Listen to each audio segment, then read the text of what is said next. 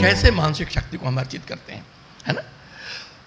आपके पास सबसे इंपॉर्टेंट जो चीज है वो है असेसमेंट। हम कहां पे हैं, क्या हमें करना है भविष्य में, कितनी शक्ति किस दिशा में चाहिए। लेकिन उससे जरूरी ये जानना कि आखिर मानसिक शक्ति होती क्या है। हम लोग कहने को तो कह देते अपना अपना माइंड मजबूत करो, बड़ा सबसे आसान है, जरा सा पॉजिटिव थिंकिंग करो। भैया पॉजिटिव थिंकिंग क्या है मालूम है? नहीं। अपने को मोटिवेट करो, मेंटल स्ट्रेंथ गेन करो। बोल देना बड़ा आसान है, कैसे? सारे काउंसलर यही करते हैं, स्काई इज द लिमिट। कैसे भैया sky is the limit? Sky का तो कोई लिमिट ही नहीं है। कैसे स्काई इज द लिमिट? आप जमीन पे, लोगों को जमीन पे चलने की कोई बात ही नहीं कर रहा है। बिजनेस में तो स्काई इज द लिमिट। अगर आशीष मुझसे पूछते उस समय कि मैं सोचता हूं कि यहां पे एक साथ 3 यूनिवर्सिटी डाल दूं, तो मैं कहूंगा आपको एक इंजेक्शन लगा के सुला दूंगा पहले तो रात भर के लिए। आप जो कर रहे हो वो बहुत अच्छा कर रहे हो। अब सोचो कि तुम्हारा रिसोर्स क्या है और वहां से कैसे बिल्डअप करोगे। ये बहुत इंपॉर्टेंट है। मानसिक शक्ति की बात ऐसी इसी हिसाब से होनी चाहिए, अपने रिसोर्सेज को देखते हुए। तो मानसिक शक्ति की जब बात होगी तो सबसे पहले जो बात आएगी वो मानसिक स्वास्थ्य की बात आएगी कि मानसिक स्वास्थ्य क्या है। मानसिक स्वास्थ्य के बारे में बहुत बड़ी बड़ी परिभाषाएं दी जाएंगी, लेकिन मैं एक बहुत आसान परिभाषा बता रहा हूं जो कि सब्जी बेचने वाला जैसे वो YouTube चला लेता है वैसे इस परिभाषा को भी समझ लेगा। आजकल YouTube सभी चला लेते हैं, मतलब बुढ़िया दादी जो अनपढ़ से अनपढ़ हैं वो भी रील देखते रहती है रात में 3 बजे तक। आजकल मैंने ऐसे लोगों का इलाज किया है कि क्या हुआ तो सोती ही नहीं है, रात भर रील चलाती हैं। एडिक्शन हो गया इंटरनेट का। दादी लोगों को हो गया, प्रॉब्लम तो ये है, पोती को हो तो दादियों को भी हो गया है। तो ये इतनी आसान परिभाषा है। तो सब जो मानसिक स्वास्थ्य की सबसे अच्छी परिभाषा है वो है ability to work, play and love. सबसे बड़ी बात तो ये है कि काम जो है वो काम होना चाहिए, ठीक ठाक काम होना चाहिए, ऐसा काम होना चाहिए जो प्रोडक्टिव हो। अब सुपारी की बात मैं कर रहा था, अब जो सुपारी ले रहा है कहने को तो कहेगा कि भाई आज मैं ड्यूटी पे हूँ, क्या है तो 3 लोगों को टपकाना है, तो वो भी है, लेकिन क्या वो काम है?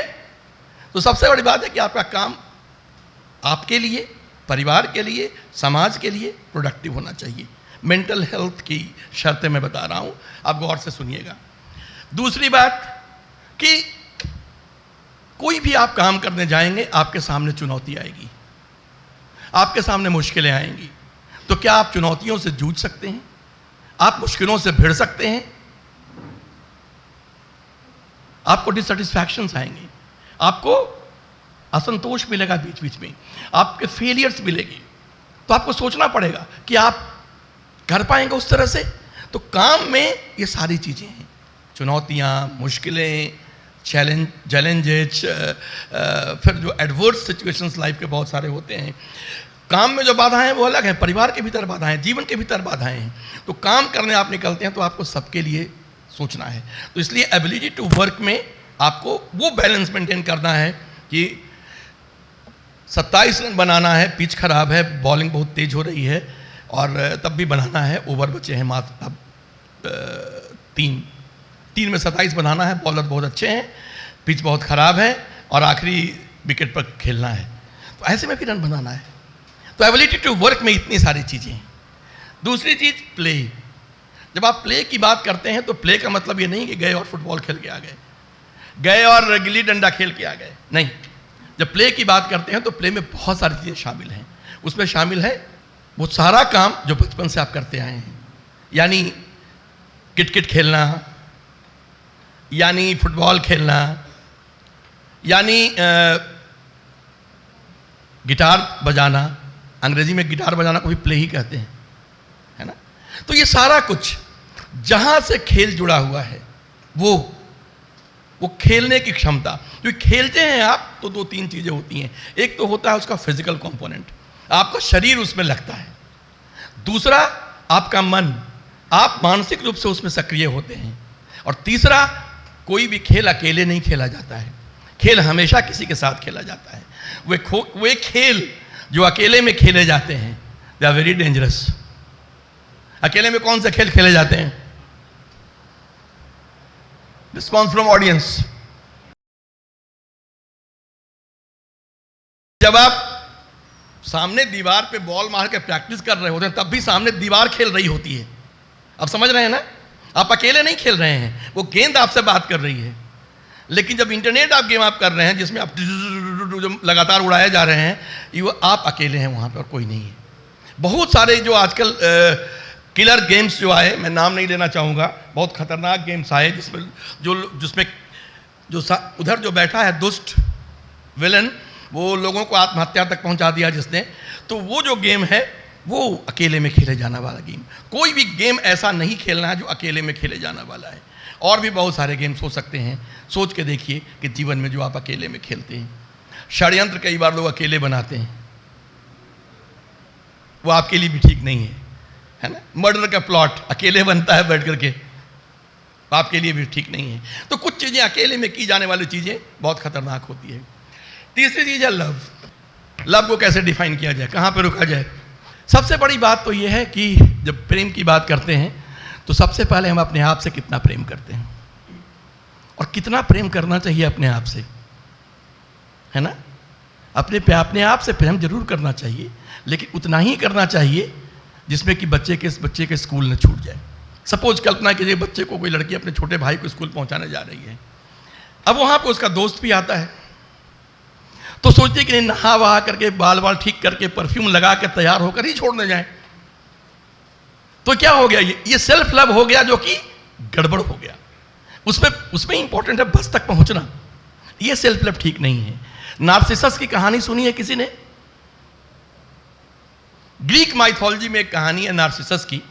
उसे अपने आप से मोहब्बत हो गई थी, अपने चेहरे से, अपनी खूबसूरती पे वो इतना फिदा हो गया कि जब पानी, उसकी और भी कहानी है उसके पीछे। हर मिथोलॉजी में हर एक कहानी के साथ कई कहानियाँ जुड़ी होती हैं। मैं सबको एडिट करके सिर्फ काम की बात बता रहा हूँ कि वो पानी में ऐसे झांकता है, ऐसे देखता है मैं कितना खूबसूरत हूँ, हाय। कि वो पानी में लगातार झांकता रहा और भूखा प्यासा वो मर गया। तो ऐसा जो प्रेम होता है अपने आप से, वो आत्महंता प्रेम होता है, सुइसाइडल प्रेम होता है, सेल्फ किलिंग लव होता है। तो प्रेम अपने आप से सबसे पहले जरूरी है। फिर आप समाज में जिनके साथ रह रहे हैं उनसे आप कितना प्रेम करते हैं और कितना कैसे करते हैं। वो ये कि सबसे जो आप, चलिए उदाहरण देके बताते हैं। वो उसमें बहुत इंपॉर्टेंट ये है कि कंसर्न, हमारे ज़्यादातर प्रेम जो होते हैं उस पर कंसर्न होते हैं।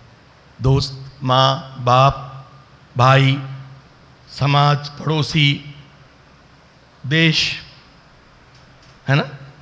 और दूसरा जो कंपोनेंट होता है वो होता है lust, that is physical attraction. तो लस्ट जो है, सिर्फ lust, that talks about only sex. Concern की बात करता है। और जब कंसर्न और लस्ट को मिला देते हैं, दोनों को एक साथ, दोनों का अमलगम बनता है।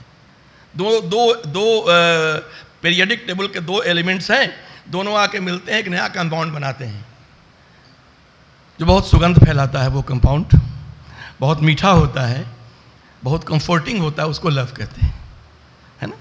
तो दोनों मिलता है। इसलिए देखना है कि हम जिस रिलेशनशिप में हैं वो रिलेशनशिप एग्जैक्टली कहाँ पे टिकता है। कंसर्न के लेवल पे है, लस्ट के लेवल पे है, या दोनों है? और दोनों है तो सही प्रोपोर्शन में है कि नहीं। जो कंपाउंड पैदा हो रहा है वो टिकने वाला कंपाउंड है कि नहीं, है ना?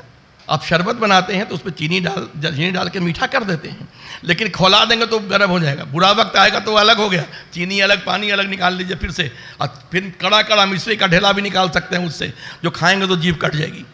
तो प्रेम का ये रिजल्ट भी होता है। ये उसको बनना है कंपाउंड मिक्स होकर के, ये इंपॉर्टेंट है।